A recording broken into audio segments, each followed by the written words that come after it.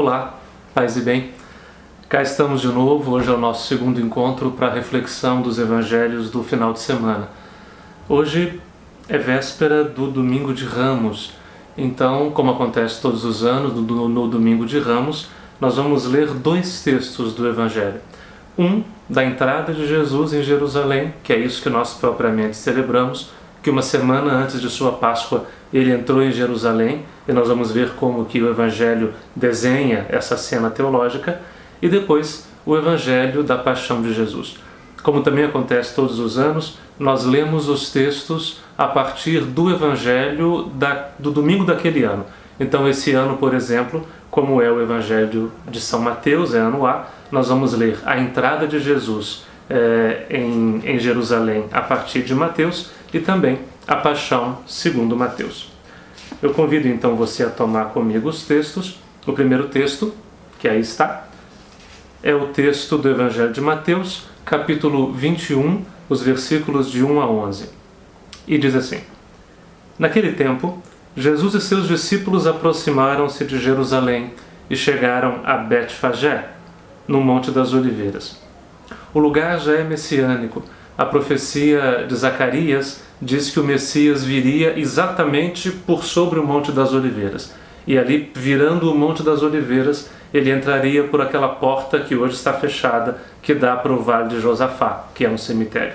Um dos sinais messiânicos, e nós vamos ver que isso vai aparecer na Paixão, segundo Mateus, é que na vinda do Messias, ele devolve vida àqueles que já morreram. Então, por isso ele chega exatamente pelo cemitério, dando a vida àqueles que ali jazem e que morreram na esperança e que por isso agora se levantam com a realização da sua esperança. Mas então é ali que eles estão, chegando ao Monte das Oliveiras, por onde o Messias deve chegar. Então Jesus enviou 2 discípulos, dizendo a eles: Ide até o povoado que está aí na frente, e logo encontrareis uma jumenta amarrada e com ela um jumentinho. Desamarrai-o e trazei-os a mim. Se alguém vos disser alguma coisa, direis: o Senhor precisa deles, mas logo os devolverá. Isso aconteceu para se cumprir a Escritura, como foi dita pelo profeta: Dizei à filha de Sião: eis que o teu rei vem a ti, manso e montado num jumento, num jumentinho, num potro de jumenta. Então os discípulos foram e fizeram como Jesus lhes havia mandado. Trouxeram a jumenta e o jumentinho e puseram sobre eles suas vestes, e Jesus montou. Aqui 2 coisas. Uma, de onde sai esse jumento? Bom, esse jumento sai da profecia de Zacarias. Lá em Zacarias se diz que, Zacarias é um profeta todo escatológico, né? É um profeta todo messiânico, que se dedica a profetizar essa esperança de que a nossa espera um dia teria fim. E de que os nossos anseios mais profundos da esperança não se perderão no vazio, mas que eles se realizarão na vinda do Messias. E lá em Zacarias se diz que o Messias virá assim, manso e humilde, montado num jumento, filho de jumenta. E aí Mateus tem o cuidado, inclusive, de mandar trazer os 2, tanto o jumento quanto a jumenta, o filho e a mãe, exatamente como está na profecia de Zacarias. Com isso, Mateus já vai nos mostrando qual é que é o sentido que ele dá para a entrada de Jesus em Jerusalém. Já em Marcos era assim. No fundo, o que está acontecendo aqui não é apenas que Jesus chega na cidade, como nós rezamos na introdução da missa do Domingo de Ramos, que naquele dia, quer ver o texto? Meus irmãos e minhas irmãs, durante as 5 semanas da Quaresma preparamos nossos corações pela oração, pela penitência e pela caridade. Hoje aqui nos reunimos e vamos iniciar com toda a Igreja a celebração da Páscoa de Nosso Senhor. Para realizar o mistério de sua morte e ressurreição, Cristo entrou em Jerusalém, sua cidade. Sua cidade? Pois é, esse é o sentido que os evangelhos sinóticos, Marcos, Mateus e Lucas, dão à entrada de Jesus em Jerusalém. Ele entra na cidade que é sua, porque ele é o Messias que agora se apropria daquilo que é seu. E em Mateus, isso tem um cuidado todo especial do evangelista de fazer cumprir até nos detalhes a profecia messiânica da entrada do Messias, porque para Mateus, Jesus é aquele Messias esperado, aquele Messias exatamente como foi prometido nas Escrituras. E quem não o reconhece como Messias, no fundo, é porque não entendeu as Escrituras, ainda que tenha os olhos derramados sobre as letras, não conseguiu penetrar o espírito profundo da Escritura, da lei de Israel, da profecia, enfim. Então, por isso, ele vai se encarregar de fazer cumprir até os detalhes. E várias vezes, tanto nesse texto quanto lá na Paixão que nós vamos ler, Mateus vai dizer: e Jesus fez isso ou disse tal coisa para cumprir a Escritura que diz, para cumprir aquilo que o profeta havia dito, e faz uma citação das Escrituras. Esse é o primeiro exemplo. E outra coisa, Jesus, que sabe o que vai acontecer, como aqui, ele pede que os discípulos vão, que façam isso, que digam aquilo, se alguém fizer uma pergunta, que respondam. Com isso, o evangelista quer dizer que daqui para frente, quem dita o rumo e o ritmo dessa entrega é o próprio Jesus. Veja, não é que Jesus está adivinhando o que vai acontecer, não é que Jesus tenha desejado caminhar para a cruz, não é isso. No fundo, se nós olhamos para a história de Jesus de Nazaré, esse homem todo apaixonado pela vida, não é possível dizer que ele tenha querido a morte. O que é possível dizer é que quando a morte se apresentou, e que quando, por sua fidelidade, por fidelidade a tudo aquilo que ele disse e acreditou, quando foi exigida dele uma resposta à morte, essa resposta foi o mesmo sim que ele sempre apresentou ao longo de toda a sua vida. Então Jesus, quando ele não tem mais escolha, quando a morte se põe como necessidade, nessa hora ele escolhe escolher a morte. Quando ele não tem escolha, ele escolhe vivê-la como entrega de si mesmo. Isso muda tudo. Como nós já dizíamos semana passada, se a gente se arrasta de má vontade, contrariado, obrigado por uma situação, essa situação realmente é maior do que nós. Quando a gente decide por ela, a gente já não é mais escravizado por ela. Aquilo já nem é mais tão pesado assim. Porque a dor de uma decisão tomada, por maior que seja, ela é menor do que a dor de uma decisão da qual eu não tomei. A dor da decisão tomada e da execução dessa decisão, ela é menor do que a dor de não ter para onde ir, de não saber o que fazer. Então, quando Jesus escolhe, decide entregar a vida, quando a morte já não tem mais jeito, isso vira a mesa, isso muda tudo. E é por isso que ele nos salva, porque a fidelidade sustentada com essa liberdade de Filho de Deus, essa liberdade que ele nos oferece a todos como possibilidade, quando a vida é encarada dessa maneira, a gente se torna não mais obrigado, não mais acabrunhado sobre o peso da vida, mas a gente se torna, de alguma maneira, senhor da vida, assenhorado daquilo que a vida tem colocado no nosso caminho. É isso que faz Jesus. Por isso o evangelista diz que ele sabe, ele decide, é ele que dá o ritmo, porque no fundo, ainda que ele não tenha escolha sobre o modo como vai morrer, isso quem vai decidir é a maldade dos seus opositores, mas ele já decidiu que a sua vida é um dom, e por isso o que vier agora será vivido com a mesma inteireza. Enfim, fizeram tudo isso, forraram o jumentinho, filho de jumenta, com suas vestes, e Jesus montou. A numerosa multidão estendeu suas vestes pelo caminho, enquanto outros cortavam ramos de árvore e os espalhavam pelo caminho. E as multidões iam na frente de Jesus, e os que seguiam gritavam: Hosana, filho de Davi, bendito o que vem em nome do Senhor, Hosana no mais alto dos céus. É uma das poucas palavras em aramaico que sobrou na nossa liturgia, né? Hosana.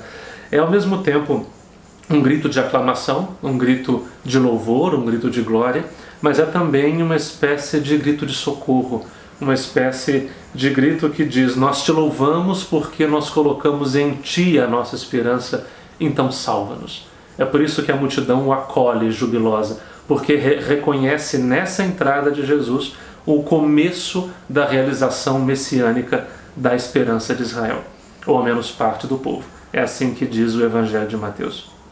E quando Jesus entrou em Jerusalém, a cidade inteira se agitou e diziam: quem é este homem? E as multidões respondiam: este é o profeta Jesus de Nazaré da Galileia. Esse é o primeiro texto que nós ouvimos. No fundo, a verdadeira festa de Cristo Rei talvez seja esta, em que ele entra na cidade de Jerusalém, que a liturgia chama de a sua cidade, para dizer, é a cidade em que ele agora, como Messias ungido para essa missão, ele entra agora e se apropria do que é seu. A liturgia também desse domingo se encarrega rapidamente, quando nos abre, já nas leituras, quando abre o poema do servo na primeira leitura, quando abre o Salmo, quando nos abre a carta de São Paulo aos Filipenses, com o hino de que Cristo se esvaziou, sendo igual a Deus, fez-se humano, sendo humano, foi obediente até a morte e morte de cruz. Por isso o Pai o levantou, porque na sua fidelidade, enquanto ele caía, na verdade ele se levantava. A liturgia se encarrega rapidamente de nos mostrar qual é que é a missão messiânica de Jesus. E a missão messiânica dele não é conquistar Jerusalém como um filho de Davi, como um Messias régio, que era esperado pelo povo, mas de conquistar a vida humana presa sob os ditames da escravidão do coração perdido.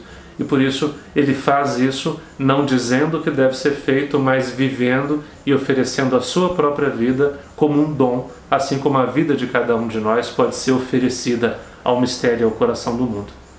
É por isso que já neste domingo, principiando a Semana Santa, nós lemos também a Paixão.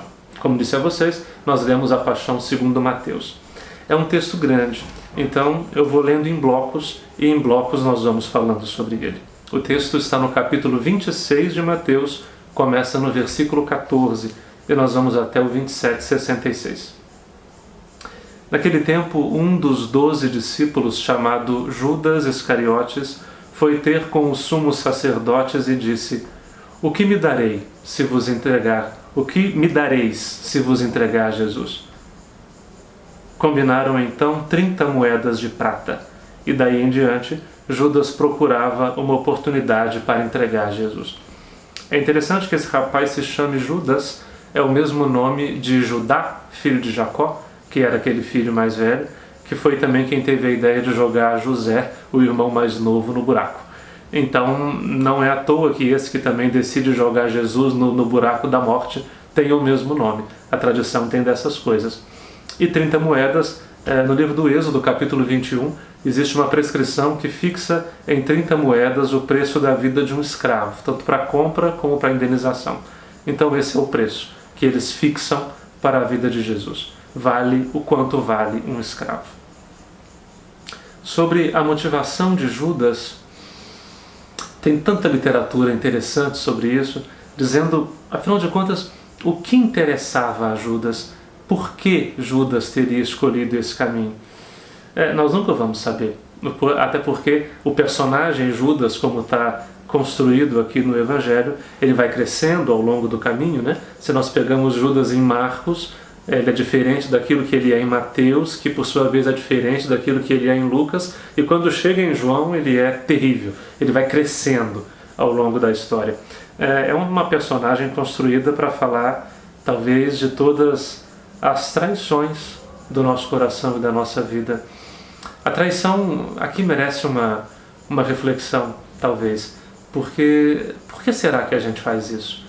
Por que será que a gente é capaz de jurar que ama, de devotar a vida, de dizer aqui eu encontrei a minha segurança e o meu porto seguro, a razão da minha realização, e mais adiante nós somos capazes de, às vezes por uma aventura, às vezes por uma razão efêmera, banal, nós somos capazes de jogar fora e de derrubar tudo aquilo que ao longo de uma vida inteira foi construído. Quem já traiu alguma vez já deve ter se feito essas perguntas. De onde sai esse afã da traição? E quem já foi traído deve também já ter se perguntado por que nós somos capazes dessa infâmia. O Evangelho não oferece uma resposta fechada sobre isso, mas nos convida a refletir que as posturas da traição são posturas que matam, porque arriscam, às vezes muito barato, aquilo que nos é mais caro, que nos é mais precioso. Mais adiante nós vamos voltar a falar de Judas. No primeiro dia da festa dos ázimos, os discípulos aproximaram-se de Jesus e lhe perguntaram: onde queres que façamos os preparativos para comer a Páscoa?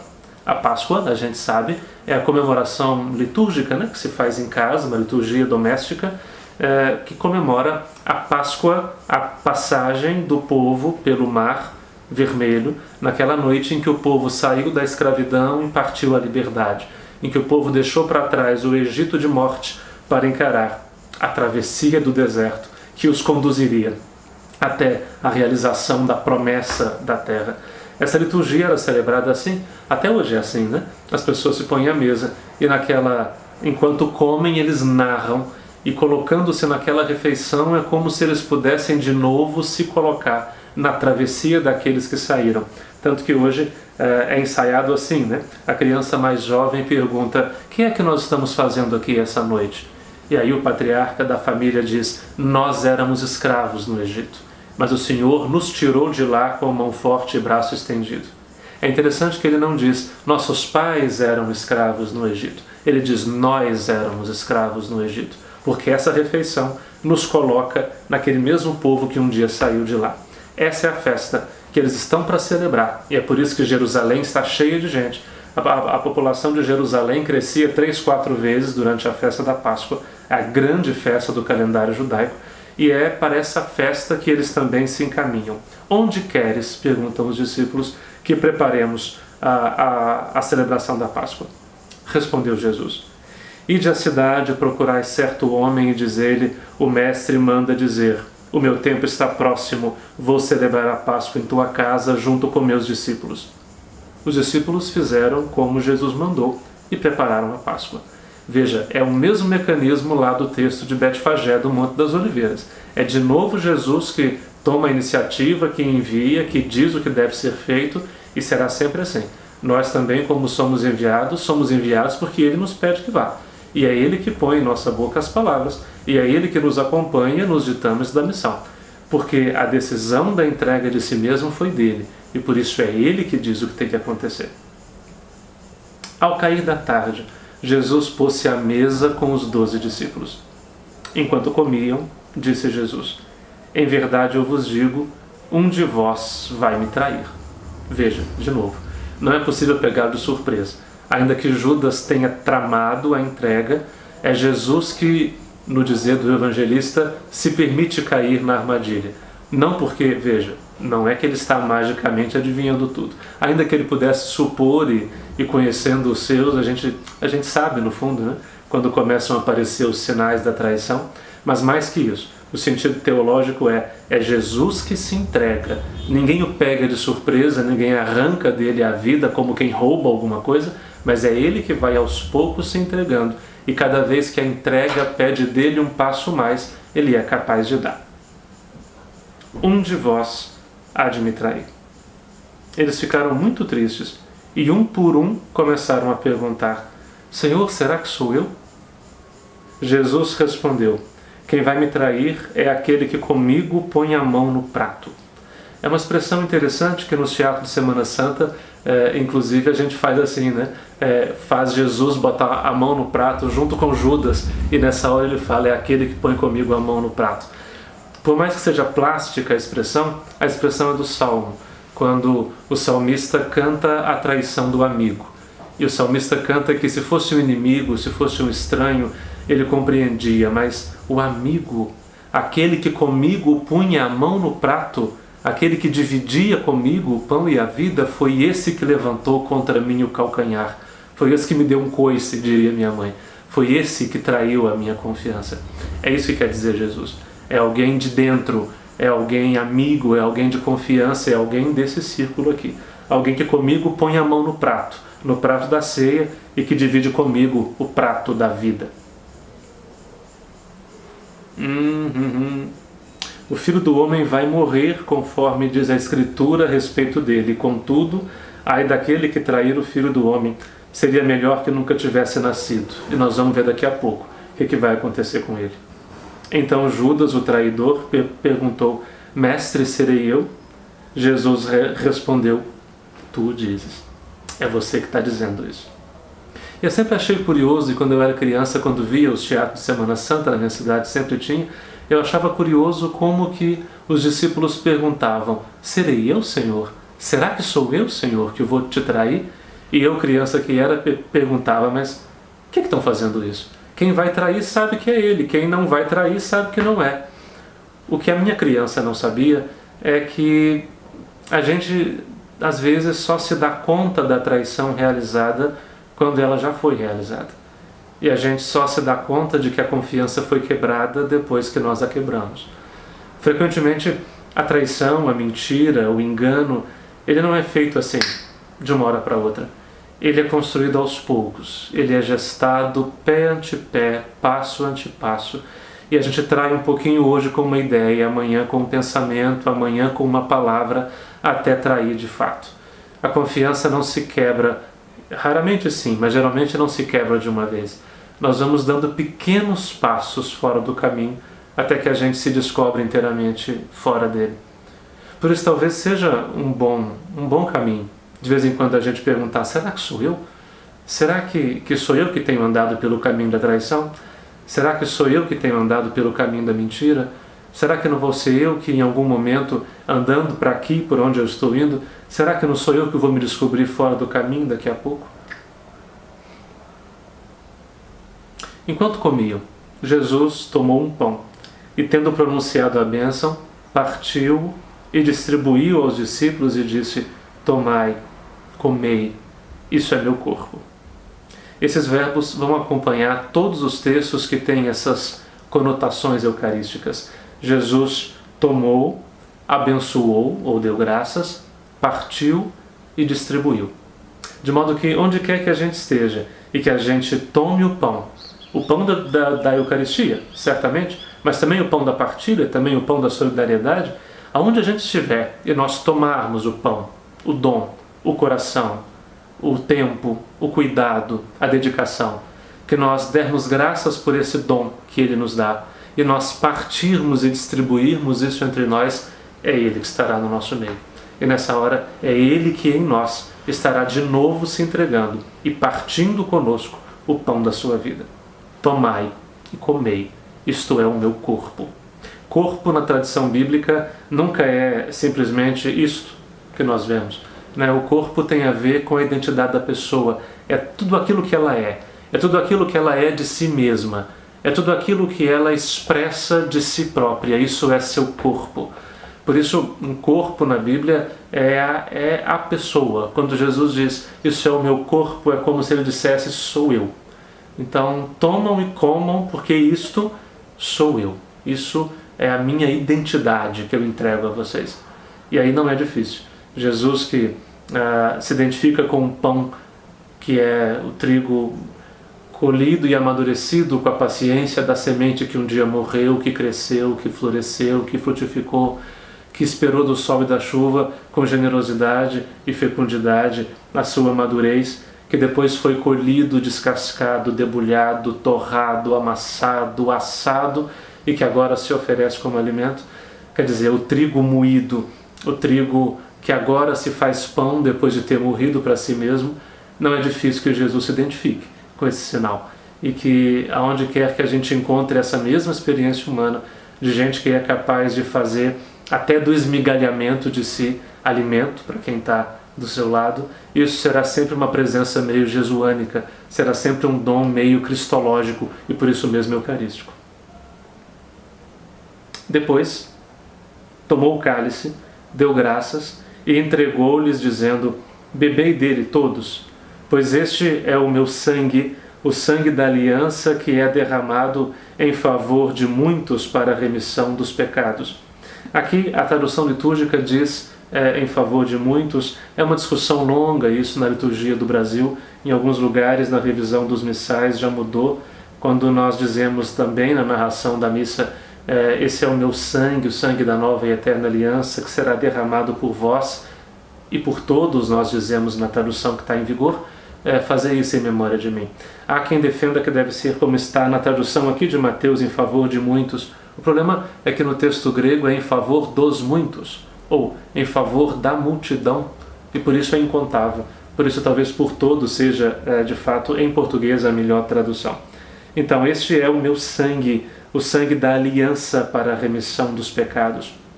Assim como o corpo tem a ver com a inteireza da pessoa, o sangue é a vida da pessoa. Por isso que os judeus, e isso está prescrito, não comem carne com sangue, porque não se pode comer a carne viva ou a carne com a sua vida ainda dentro dela. Por isso o sangue será sempre propriedade de Deus, patrimônio de Deus, porque Ele é o Senhor da vida.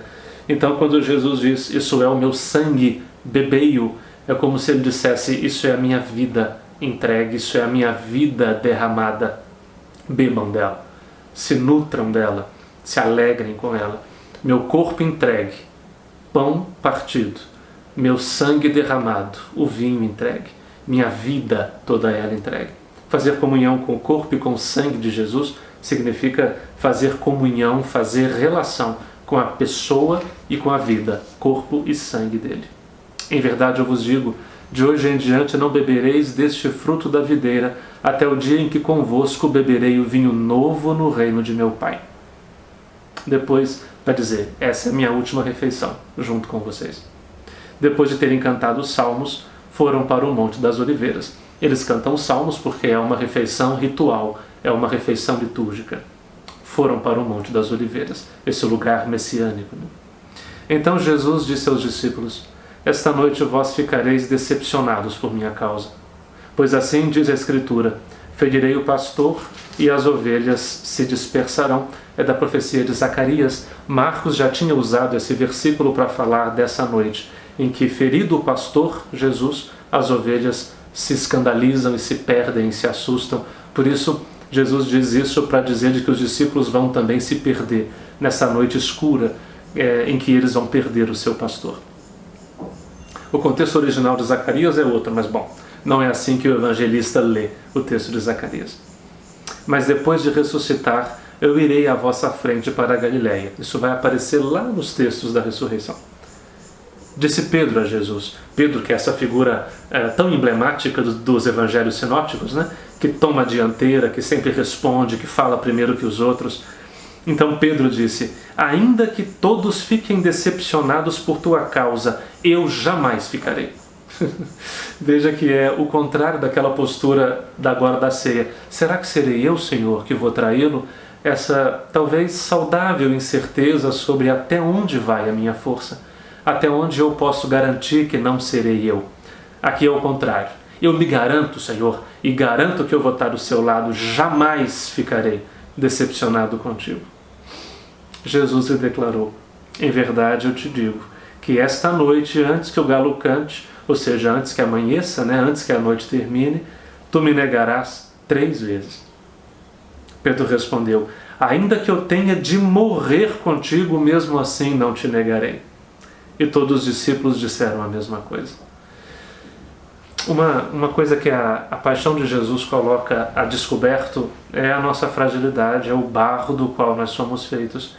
E aí, nesta hora, é preciso admitir com sinceridade que nós nem sempre realmente somos tão fiéis às promessas que nós fazemos e que nós, às vezes, não damos conta de bancar até o fim as posturas às quais a gente se dispõe. Pedro é um sinal disso e os outros também. Então Jesus foi com eles a um lugar chamado Getsemane e lhes disse, sentai-vos aqui enquanto eu vou ali para rezar. Getsemane é uma palavra em hebraico que significa o jardim, o lugar da moenda, onde era moída a azeitona.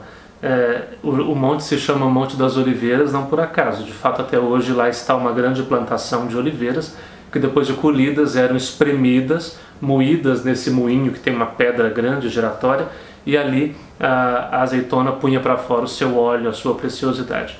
É também nesse jardim que Jesus vai para ter o coração moído, como as azeitonas.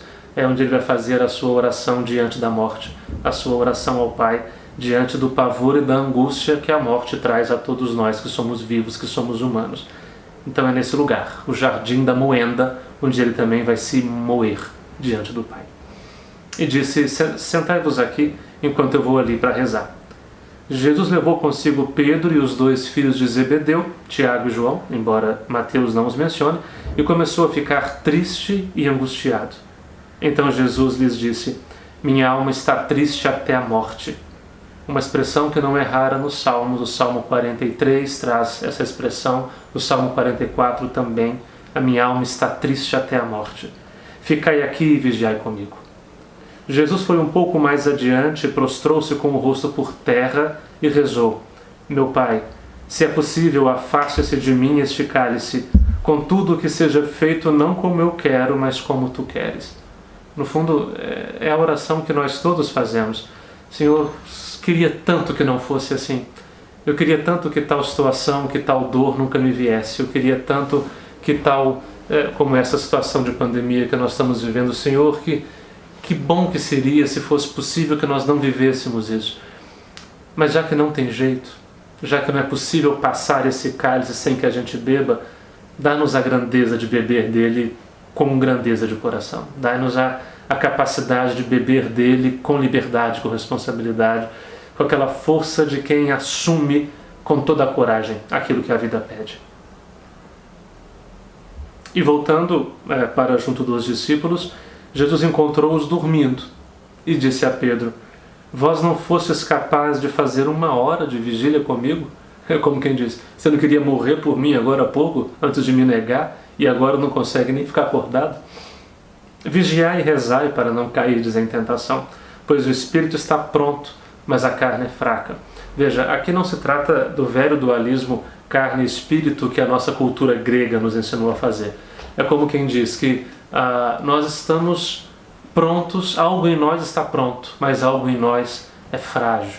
E essa nossa fragilidade, essa nossa, às vezes, indisponibilidade, incapacidade de assumir tudo aquilo que nós gostaríamos será sempre um dilema para nós. É isso que diz Jesus. Jesus se afastou pela 2ª vez e rezou: Meu Pai, se este cálice não pode passar sem que eu beba, seja feita a tua vontade. Ele voltou de novo e encontrou os discípulos dormindo, porque os seus olhos estavam pesados de sono. Deixando-os, Jesus afastou-se e rezou pela 3ª vez, repetindo as mesmas palavras. E é interessante que ao mesmo tempo que Jesus reza 3 vezes, dizendo: Então, Pai, já que não é possível, eu assumo esse caminho, ao passo que Pedro negará também 3 vezes. Uma coisa, quando é dita 3 vezes, é para dizer, redizer e afirmar mesmo. Uma mentira você fala 1 vez sem querer, a 2ª já não é tão sem querer assim, a 3ª você falou querendo falar. Do mesmo jeito, quando você diz sim 1 vez, pode ter sido dito sem pensar. Quando você diz sim 2 vezes, é porque já sabe o que está fazendo. Quando diz 3 vezes, é porque já sabe bem para onde quer ir. Esse é o caso de Jesus. Então, ele voltou para junto dos seus discípulos e disse: Agora sim, podeis dormir e descansar. Eis que chegou a hora em que o Filho do Homem é entregue nas mãos dos pecadores. Levantai-vos, vamos, aquele que vai me trair já está chegando. Jesus ainda falava quando veio Judas, um dos 12, com uma grande multidão armada de espadas e paus. Vinham a mandado dos sumos sacerdotes e dos anciãos do povo. Curioso que a guarda do templo não usa espadas, mas só o exército romano. Ou tem alguma coisa errada com a narrativa, ou Mateus está nos insinuando que tem alguma coisa errada na trama da morte de Jesus. Eles não tinham permissão para usar espadas. O traidor tinha combinado com eles um sinal, dizendo: Jesus é aquele a quem eu beijar, prendei-o. Judas logo se aproximou de Jesus, dizendo: Salve, mestre, e o beijou. E Jesus lhe disse: Amigo, a que vieste? Então os outros avançaram, lançaram as mãos contra Jesus e o prenderam. E naquele momento, um dos que estavam com Jesus estendeu a mão, puxou a espada e feriu o servo do sumo sacerdote, cortando-lhe a orelha. É engraçado dizer que cortou a orelha. Tem várias maneiras de ler. Uma é para dizer que a orelha, já que ele vinha da parte do sumo sacerdote, o sumo sacerdote era ungido também com uma unção na orelha, para que ele fosse capaz de cumprir o mandamento: escuta, Israel, o Senhor teu Deus é um, do Deuteronômio 6,4. Então cortar a orelha do servo do sumo sacerdote era ofender o sumo sacerdote que o enviou, talvez. Jesus, porém, disse-lhe: guarda a espada na bainha, pois todos os que usam a espada pela espada morrerão. Ou pensas que eu não poderia recorrer ao meu Pai e ele me mandaria logo mais de 12 legiões de anjos? Então, como se cumpririam as Escrituras que diziam que isso deve acontecer? E naquela hora, Jesus disse à multidão: Vós viestes com espadas e paus para me prender, como se eu fosse um assaltante. Todos os dias no templo eu me sentava para ensinar, e vós não me prendestes. Porém, tudo isso aconteceu, o cuidado de Mateus, tudo isso aconteceu para se cumprir o que os profetas escreveram. E então todos os discípulos, abandonando Jesus, fugiram. E aí nessa hora ecoa no ouvido do leitor: ferireis o pastor e as ovelhas se dispersarão. Interessante que aqui volta de novo Judas, e ele volta com um beijo. Aqui nessa hora a trama se veste de uma ironia tão grande, né? De tantos sinais que se poderia dar, ele é traído e entregue exatamente com um sinal de fidelidade, que é um beijo. De fato faz pensar na nossa capacidade de mascararmos inclusive nossas infidelidades, nossas traições, com sinais de falsa confiança, com sinais mentirosos de bem-querença. Bom, o problema é que render-se a esse jogo de seduções sai muito caro, como nós vamos ver aqui agora. Aqueles que prenderam Jesus levaram-no à casa do sumo sacerdote Caifás, onde estavam reunidos os mestres da lei e os anciãos. Estranho, porque já é de noite e o sinédrio não pode julgar ninguém de noite. Pedro seguiu Jesus de longe até o pátio interno da casa do sumo sacerdote. Entrou e sentou-se com os guardas para ver como terminaria tudo aquilo. Então os sumos sacerdotes e todo o sinédrio procuravam um falso testemunho contra Jesus a fim de condená-lo à morte. E nada encontraram, embora se apresentassem muitas falsas testemunhas. Mateus faz questão de ir listando como que uma série de irregularidades do processo contra Jesus. Essa gente armada com espadas, embora fosse proibido, um conselho que se reúne à noite para julgar, não se pode, só se pode estabelecer sentença à luz do dia, testemunhas falsas que se apresentam contratadas para isso. Esse jogo é velho, né? Nós sabemos bem. E nada encontraram. Por fim, vieram duas testemunhas que afirmaram: este homem declarou: posso destruir o templo de Deus e construí-lo de novo em 3 dias. Nós conhecemos o eco disso, embora não tenha sido isso que Jesus tenha querido dizer, né? Ele disse: destruí esse templo e eu o construirei em 3 dias. Esse templo do seu corpo. Só que não foi isso.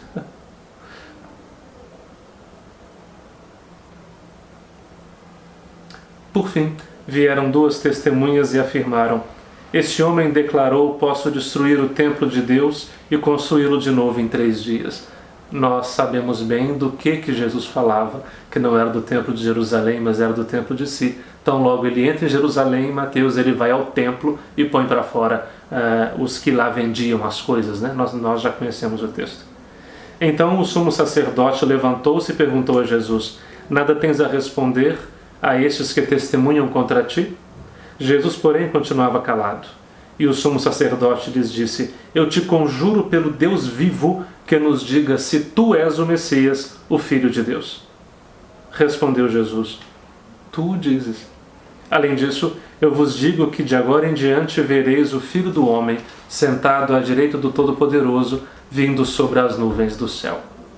Com isso, Jesus está evocando o texto de Daniel 7,13, em que o Filho do Homem surge do alto do céu para estabelecer o reinado de Deus na terra. Com isso ele se diz mais do que o Messias. Ele é realmente o Filho do Homem, não apenas o filho de Davi, mas aquele enviado por Deus mesmo, que é, no fundo, o que Mateus quer nos dizer o tempo todo de quem ele é. Então o sumo sacerdote rasgou as vestes e disse: blasfemou. Que necessidade ainda temos de testemunhas, pois agora mesmo vós ouvistes a blasfêmia. Ele se disse o Filho do Homem. Quer dizer, aquilo que era o mais óbvio para Mateus, aos ouvidos do sumo sacerdote soa como blasfêmia. Não foi ele que teve a orelha cortada, mas é ele que tem os ouvidos tapados para ouvir essa palavra. Que vos parece? Eles responderam: é réu de morte. Então cuspiram no rosto de Jesus e os bofetearam. Outros lhe deram bofetadas, dizendo: faze-nos uma profecia, Cristo, quem foi que te bateu? É engraçado como que a ironia, esse sarcasmo raso, essa essa ruindade realmente convive muito ao lado da dor dos outros. É curioso como que em todos os momentos sempre haverá alguém que com insensibilidade não se intimida nem diante da dor do outro. Nós conhecemos bem também esse cenário. Pedro estava sentado fora no pátio. Uma criada chegou perto dele e disse: "Tu também estavas com Jesus, o Galileu." Mas ele negou diante de todos: "Não sei o que estás dizendo." E saiu para a entrada do pátio. Então uma outra criada viu Pedro e disse aos que estavam ali: "Este também estava com Jesus, o Nazareno." Pedro negou outra vez, jurando: "Não conheço este homem." E pouco depois os que estavam ali aproximaram-se de Pedro e disseram: "É claro que tu és um deles, pois o teu modo de falar te denuncia." Que é Galileu, né? O sotaque. Pedro começou a maldizer e a jurar, dizendo que não conhecia esse homem. E nesse instante o galo cantou. Pedro se lembrou de que Jesus tinha dito: "Antes que o galo cante, tu me negarás 3 vezes." E saindo dali, chorou amargamente. Chorou amargamente porque ele descobriu que ele não era tudo aquilo que ele achava que era, e que a coragem dele, que ele tinha jurado diante do mestre, declinou diante de 2 criadas e de um bando de desconhecidos. É assim. De manhã cedo, todos os sumos sacerdotes e os anciãos do povo convocaram o conselho contra Jesus para condená-lo à morte, já que a sentença não podia ser feita à noite, que fosse feita agora de manhã. Eles o amarraram e entregaram-no a Pilatos, o governador. Pilatos não morava em Jerusalém, mas nas festas ele vinha. Como a cidade ficava muito cheia, ele vinha para observar de perto a movimentação, e aqui ele está na Fortaleza Antônia, atrás do Templo de Jerusalém. Então Judas, o traidor, ao ver que Jesus fora condenado, ficou arrependido e foi devolver as 30 moedas de prata aos sumos sacerdotes e anciãos, dizendo: "Pequei, entregando à morte um homem inocente." Eles responderam: "O que temos nós com isso? Isso é problema teu." Judas jogou as moedas no santuário, saiu e logo foi se enforcar. Recolhendo as moedas, os sumos sacerdotes disseram: "É contra a lei colocá-las de novo no tesouro do templo, pois é preço de sangue." Então discutiram com o conselho e compraram com elas um campo do oleiro, para aí fazer um cemitério dos estrangeiros. É por isso que até hoje esse campo se chama Campo de Sangue. E assim se cumpriu o que tinha sido dito pelo profeta Jeremias. A citação é de Zacarias, mas essa história de comprar um campo, de fato, vem de Jeremias 32, quando, na cara do exílio, Jeremias, já preso, pede que alguém compre para ele um campo. Que sentido faz comprar um campo na véspera do exílio? Tudo vai desabar? Pois é, eu compro o campo porque eu tenho esperança de que essa terra de novo um dia será nossa. Eu compro o campo pensando no futuro, porque esse exílio que vem não será a nossa ruína. Por isso, em Jeremias 32, ele compra um campo. Mas a citação que vem agora é de Zacarias. Eles pegaram as 30 moedas de prata, o preço do precioso, o preço com que os filhos de Israel o avaliaram, e as deram em troca do campo do oleiro, conforme o Senhor me ordenou. Jesus foi posto diante do governador e este o interrogou: "Tu és o rei dos judeus?" Ele declarou: "É como dizes." E nada respondeu quando foi acusado pelos sumos sacerdotes e anciãos. É interessante que em Mateus Jesus fala com todo mundo, menos com os sumos sacerdotes e com os anciãos. Então Pilatos perguntou: "Não estás ouvindo de quanta coisa te acusam?" Mas Jesus não respondeu uma palavra, e o governador ficou muito impressionado. Na festa da Páscoa, o governador costumava soltar um prisioneiro que a multidão quisesse. E aqui eu vou saltar o texto, nós conhecemos bem, Jesus ou Barrabás. A grande brincadeira com as palavras é que Bar-Abás significa o filho de um pai, enquanto que Jesus é o filho de Deus. E aí, nessa hora, insuflada pelos sumos sacerdotes e pelos mestres, o povo, pelos anciãos, o povo grita que quer Barrabás, um bandido, e trocam o filho de Deus pelo filho de um pai, o filho do pai pelo filho de um pai. Então Pilatos viu que nada conseguiria discutindo com o povo, e lavou as mãos diante do povo e disse: eu não sou responsável pelo sangue deste homem, este é um problema vosso. Essa também é uma postura que mata.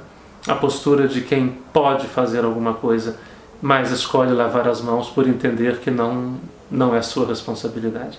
É aquele que não faz o mal propriamente, mas não impede que o mal seja feito, podendo impedir. No fundo, o que as narrativas dessa semana querem nos mostrar é que, mais do que personagens específicos que traem, há posturas traidoras que são posturas que nós trazemos em nós e que, assim como mataram Jesus, podem seguir matando se nós não pusermos fim a essa espiral de morte. Versículo 27.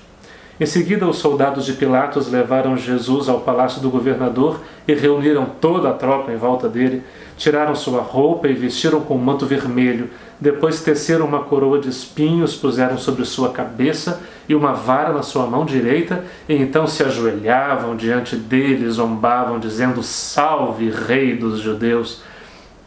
E cuspiram nele e, pegando uma vara, bateram na sua cabeça. Depois de zombar dele, tiraram o manto vermelho e de novo o vestiram com suas próprias roupas e o levaram para crucificar.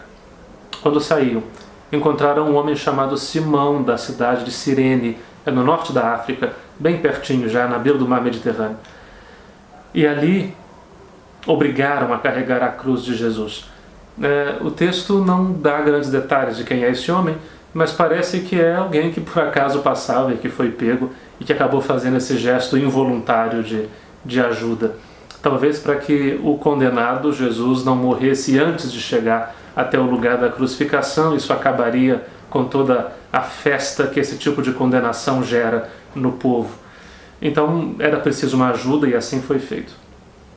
Depois chegaram a um lugar chamado Gólgota, que quer dizer o lugar da caveira, por isso em latim Calvarium, né? Calvário em português. E ali deram vinho misturado com fel para Jesus. Ele provou, mas não quis beber. Difícil dizer. Pode ser apenas para cumprir o salmo, fel me dão por bebida. Pode ser uma espécie de analgésico alucinógeno para que o condenado suportasse a dor da crucificação. Há várias possibilidades de ler. Depois de o crucificarem, fizeram um sorteio, repartindo entre si as suas vestes. Também é uma expressão do salmo, né? O salmo que nós cantamos nesse domingo, dizendo que sortearam, lançaram sorte sobre as minhas vestes. Observe que o relato da paixão ele é todo construído a partir das Escrituras, como já dizia, não esqueça disso. Por isso que várias cenas do Antigo Testamento voltam aqui, como agora volta o Salmo. Lançaram sorte sobre as minhas vestes. E ficaram ali sentados montando guarda.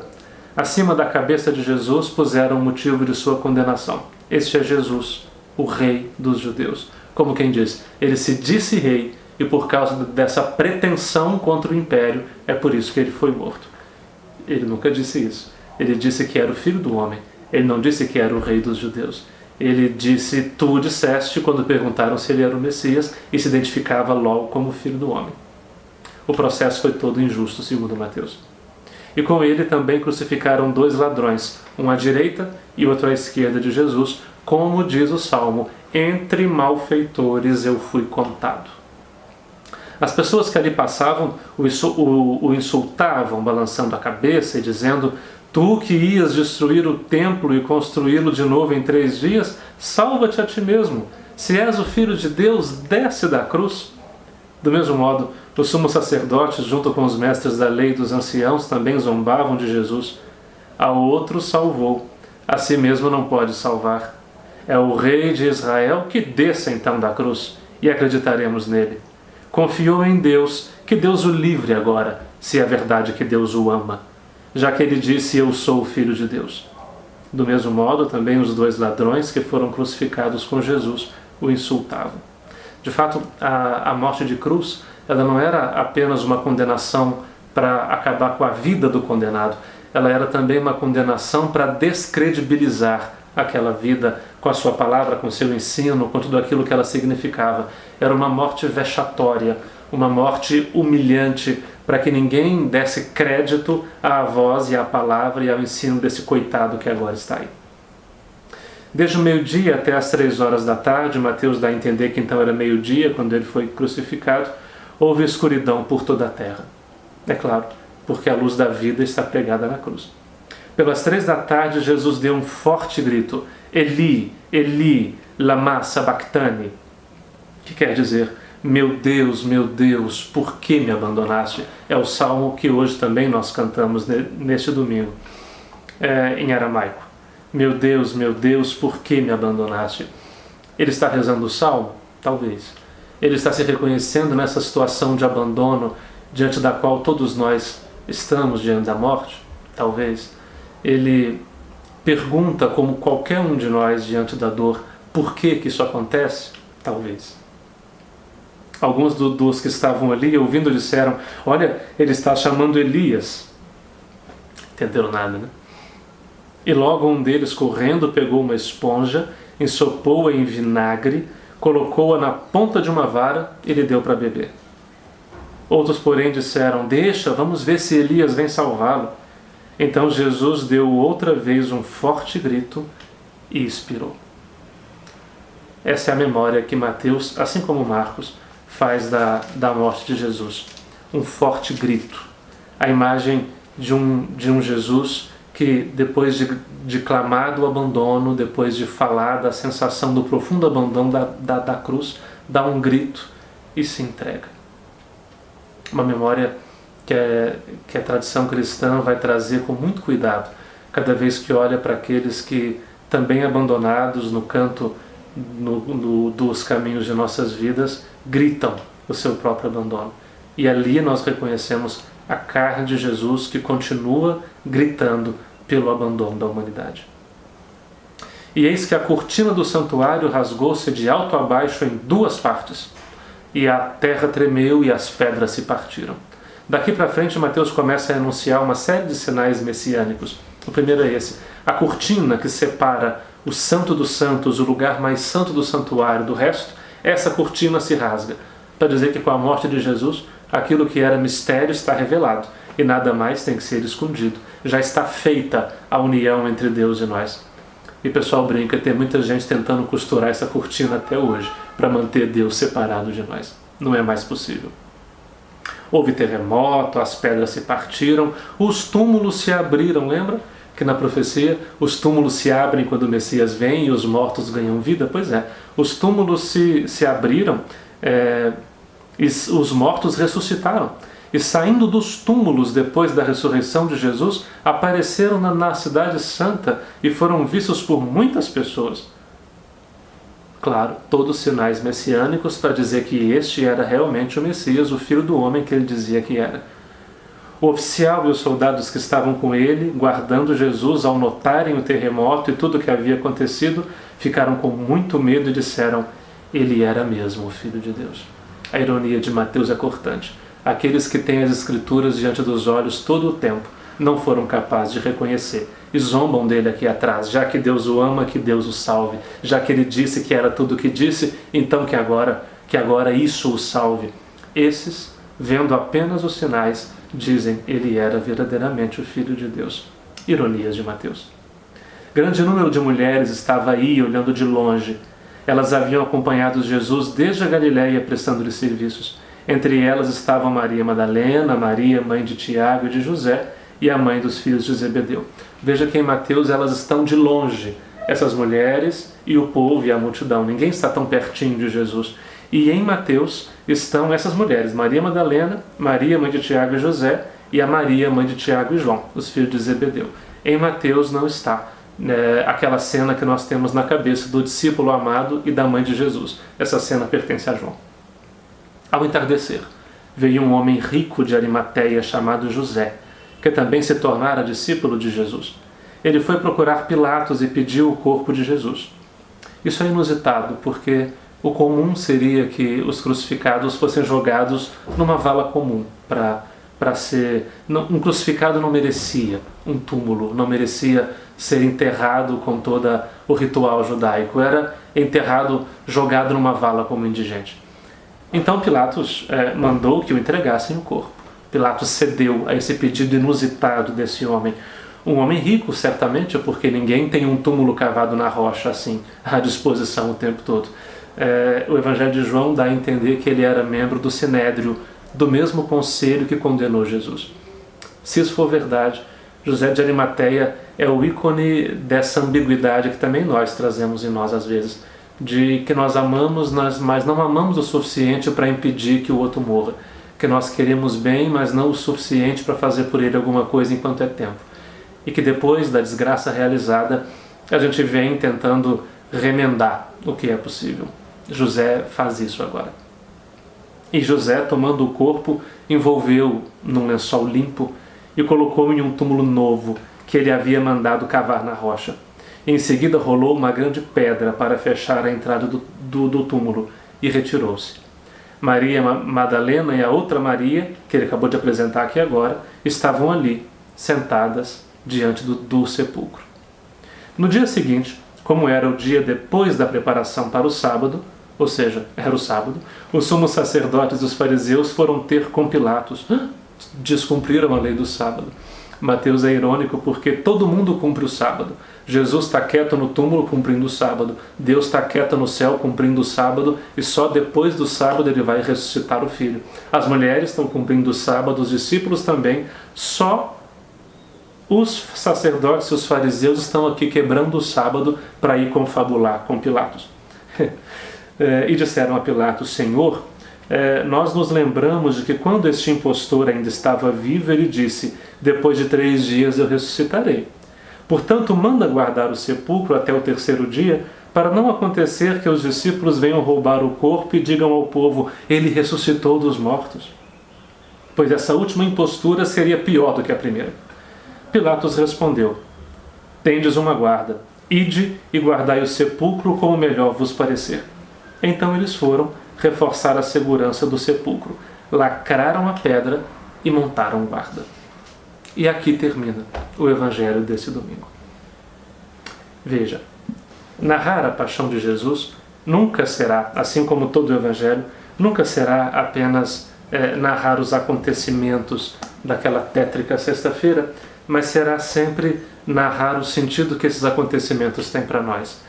E na entrega de Jesus, que aos poucos vai oferecendo cada vez mais de si, até oferecer a última gota, a comunidade cristã encontrava ali o caminho para a sua perseverança e para a sua esperança, para que diante das dificuldades da vida, eles também fossem capazes dessa entrega generosa de si mesmos. Por isso, que ao longo dessa semana a gente possa realmente meditar a paixão de Jesus, que a gente possa realmente fazer com ele os passos da sua entrega, para que a gente se questione, por um lado, quais são as posturas que eu trago em mim e que me tornam de alguma maneira cúmplice da paixão de todo o coração humano que, às vezes, por incompreensão, às vezes por causa da nossa maldade, segue se entregando e sendo crucificado. Que Judas eu trago em mim? Que Pedro eu trago em mim? Que Pilatos eu trago em mim? Que Caifás eu trago em mim? Que José de Arimateia eu trago em mim? Mas mais que isso, que nós possamos de novo refazer com Jesus os caminhos da nossa própria entrega e que possamos de novo refazer o nosso compromisso de seguimento dele. Afinal, o compromisso de seguir Jesus implica, inclusive, o compromisso de assumir a sua cruz na nossa própria vida. O compromisso de fazer da nossa vida também uma decisão de entrega de nós, cada vez que o amor pedir de nós um pouco mais do nosso coração. Que a paixão dele nos inspire a refazermos as esperanças e as forças de nossos passos, e que nesses tempos que nós vivemos, tempos de tanta reclusão, tempos de tanta incerteza, que a esperança da vida que é maior do que a morte, do amor que é maior do que a dor, continue sendo o caminho que se abre diante de nossos passos. Que seja uma santa semana e que nós possamos nos encontrar de novo semana que vem, domingo de Páscoa, para poder lermos juntos os Evangelhos do Ressuscitado. Paz e bem.